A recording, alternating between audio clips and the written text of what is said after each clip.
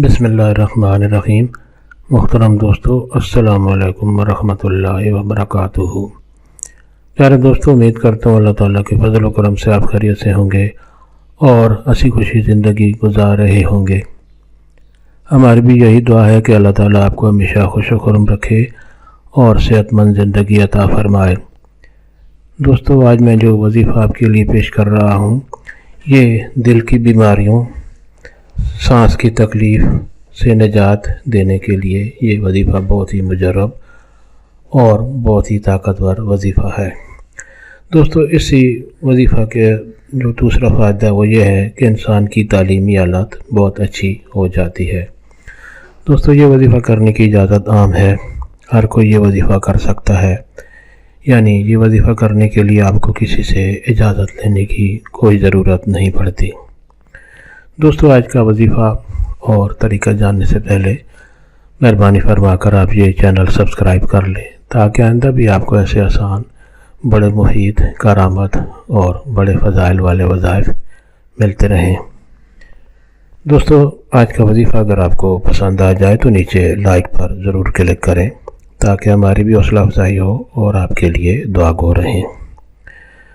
दोस्तों, आज का वजीफ़ा और तरीका ये है कि अगर कोई भी दिल की किसी बीमारी में शख्स मुब्तला है या सांस की तकलीफ़ है, जिस तरह दमा की तकलीफ़ होती है, या सीने की कोई भी उसको मर्ज़ लाक है, तो उससे निजात हासिल करने के लिए रोज़ाना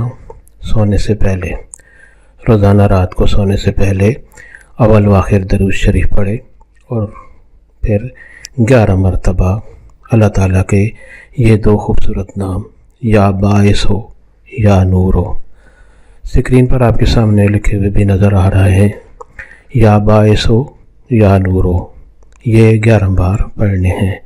यानी दोनों नाम जो हैं 11 मरतबा पढ़ने हैं और उसके बाद भी दरूद शरीफ पढ़कर अपने आप पर, अपने सीने पर दम कर लें।